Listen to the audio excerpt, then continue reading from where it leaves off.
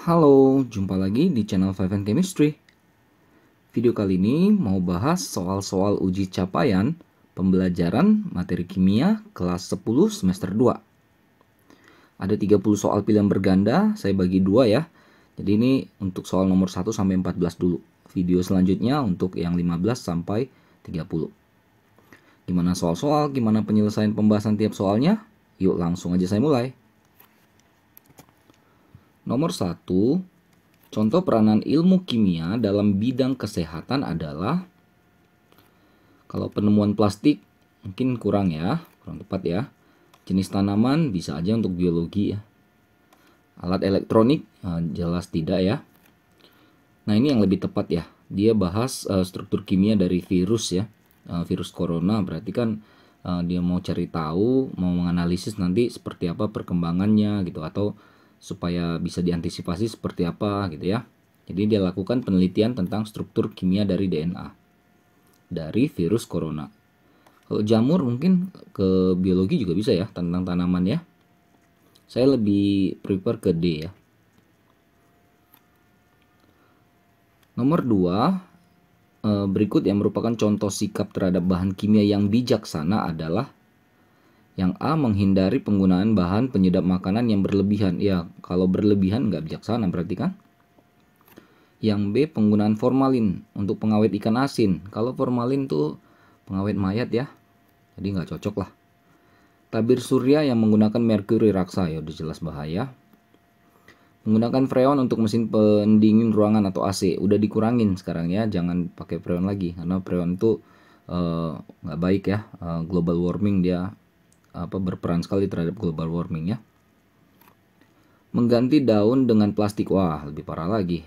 Jadi semuanya plastik malah susah diurai. Yang A lebih tepat ya. Nomor 3, salah satu langkah metode ilmiah adalah merumuskan masalah. Oke.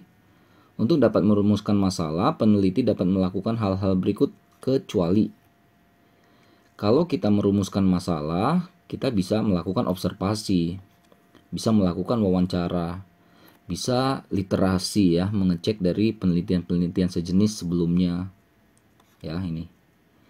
Nah, habis perumusan masalah, kita cari jawaban sementara, namanya hipotesis.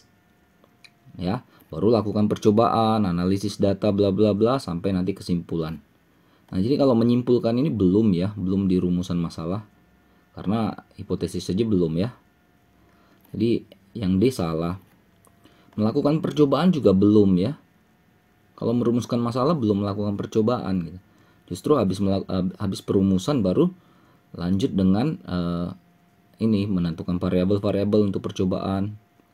Ya, hipotesis dulu baru nanti melakukan percobaan.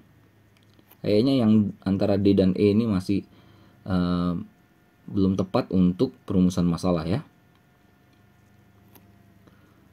Yang 4, berikut ini beberapa perilaku sehari-hari yang dapat membantu untuk mengatasi perubahan iklim akibat pemanasan global, kecuali membakar sampah daun dan mendaur ulang.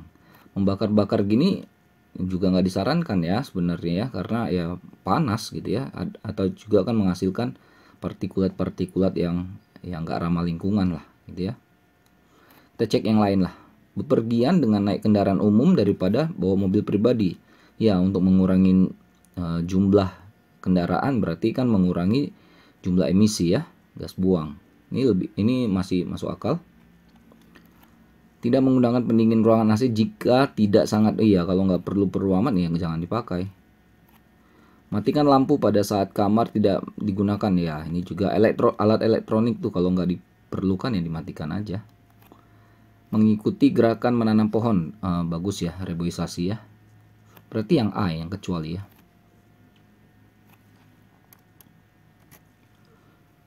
Nomor 5, berikut ini tindakan yang tidak sesuai dengan 12 prinsip gerakan kimia hijau atau green chemistry adalah menghindari penggunaan deterjen yang berlebihan dalam mencuci pakaian. Iya, kalau berlebihan tuh udah kata-kata yang itulah nggak bagus lah gitu istilahnya. Menggunakan cat tembok berpelarut air daripada pelarut thinner, jadi lebih ramah lah ya kalau pelarutnya air. Motor bensin dengan motor listrik diganti. Sekarang udah lagi booming ya motor listrik. Bakar sampah plastik, nah jangan nih ya, plastik-plastik nanti kan mengeluarkan gas-gas juga dia. Di samping dia pemanasan kan, akan mengeluarkan gas Cl klorin juga bisa keluar dari situ ya. Yang E, menggunakan bioplastik walaupun harganya lebih mahal. Ya memang ini pilihan ya. Bioplastik itu kan lebih biodegradable ya, lebih mudah terurai, terdegradasi ketika udah dibuang gitu ya. Jadi lebih ramah lingkungan dibandingkan plastik biasa. Memang kendalanya agak lebih mahal. Tapi soal nomor 5 yang D yang lebih tepat ya. Ini kalau prinsip gerakan kimia hijau itu tidak membakar-bakar gitulah. Ya. Lanjut nomor 6. Pasangan rumus kimia dan nama senyawa berikut yang merupakan pasangan yang benar adalah yang A itu Te itu tellurium ya. Bukan tembaga. Tellurium 4 klorida. Berarti A salah. TiO2 ini logam kan, timbal, Pb ya. Timbal itu Pb, Ti itu titanium. Titanium. Nah, itu titanium 4 karena oksigen itu -2 ya. Jadi kalau ada 2 jadi -4. Oksida. Timah 4 sulfat. Nah, ini benar nih ya. Karena dia Sn SO4 2 itu kalau diionkan jadi Sn-nya 4 plus tambah 2 SO4 2 min. Berarti ini timah 4 sulfat benar. Kalau yang D, oh ini H2SO3 itu asam sulfit ya, bukan sulfat. Sulfat itu H2SO4. Yang E harusnya, nah ini saya buat aja. Harusnya H2SO3 itu asam sulfit. H2SO4 yang sulfat ya. Yang E harusnya Mg itu MgOH2. Ya, Mg dengan hidroksida itu MgOH2 karena Mg 2 plus, hidroksida itu OH min. Jadi supaya imbang MgOH2. Ini yang C.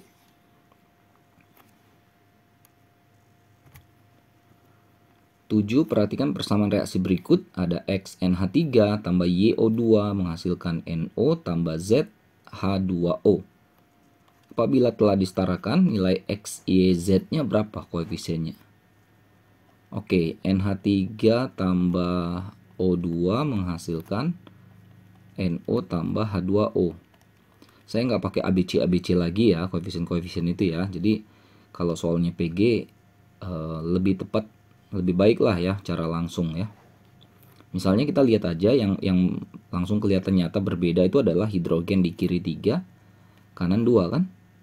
Kali silang aja, yang 3 kali 2, yang 2 kali 3. Gitu ya. Lalu dengan penambahan koefisien 2 di kiri, maka N jadi 2 di kiri, di kanan masih 1. Maka di kanan kali 2. Terakhir tinggal oksigen. Di sini 3, sini 2, total 5. Sementara di sini masih 2 saja kan? Supaya jadi 5 kita harus kali 5/2. Atau kalau nggak mau perperan ya berarti kita kalikan semuanya dengan 2. Jadi 4NH3 tambah 5O2 menghasilkan 4NO tambah 6H2O. Tinggal yang diminta adalah X, Y, dan Z. X itu punya NH3 berarti 4.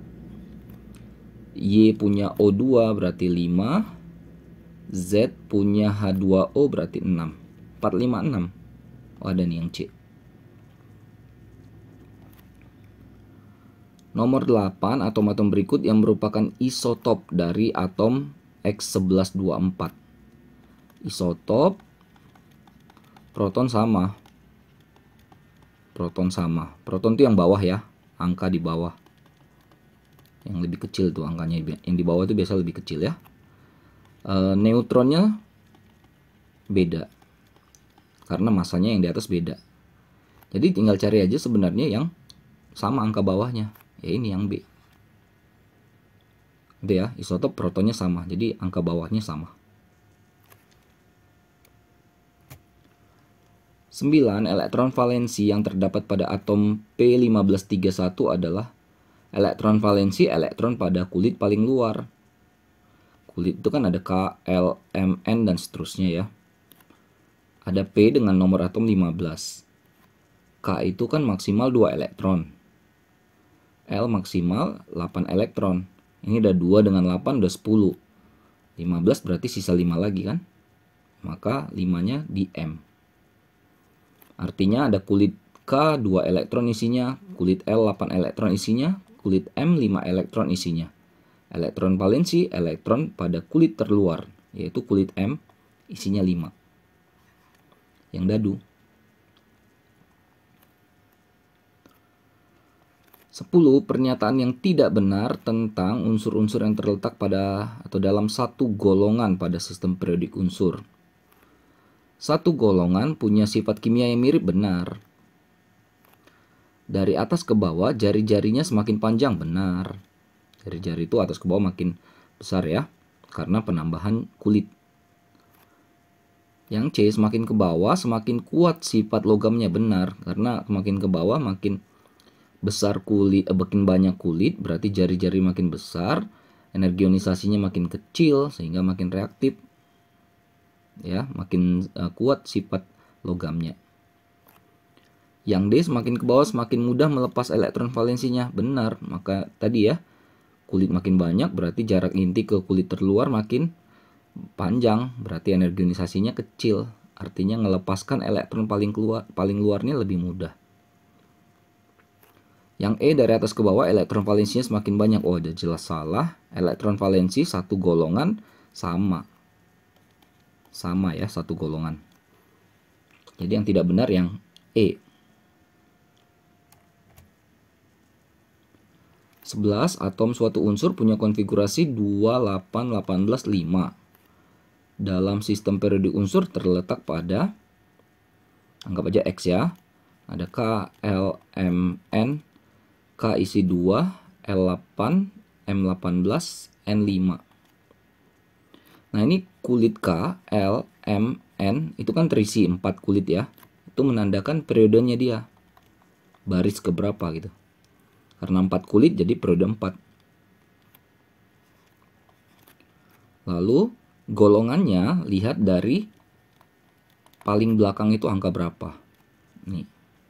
Berarti dia 5A. Ini ya, golongan 5A periode 4. Ini D. Harusnya C, tapi ya terserah lah mau dia C mau D. Ini memang terbalik dari sananya ya. Yang penting golongan 5A periodenya periode 4. 12. Di antara pasangan senyawa berikut yang keduanya berikatan ionik adalah, sebenarnya simpel ya, kalau ionik cari aja yang ada logam. Karena terjadi serah terima elektron kan, logam memberi elektron, non logam menangkap elektron. Logam itu ada di 1A, 2A, transisi. Kalau dilihat di sini kan yang A ada logam di NaCl, ada Na, tapi ini nggak ada. HCl itu kovalen ya. Ini H2O kovalen, tidak ada logam. Ini ada logam nih. S itu bukan logam, F bukan logam. Nah ini Mg logam, iya. Ini K logam, Ca logam. Nah ini yang benar. Si tidak ya. Berarti yang tepat adalah yang dadu. Itu aja ya, ionik ada logam. Sama-sama non logam, kovalen. 13. Perhatikan gambar berikut yang merupakan ikatan kovalen rangkap adalah ikatan nomor berapa. Kalau kita mau gambar ulang ini, atas ini, jadi yang kiri ini saya buat yang hitam ini, itu ikatan ya, nah gini dia. Demikian juga yang ini, dia ikatan S ya. Tapi kalau ini kan ada 4 itu rangkap 2 gini. Baru ada O. Tinggal isi aja semuanya.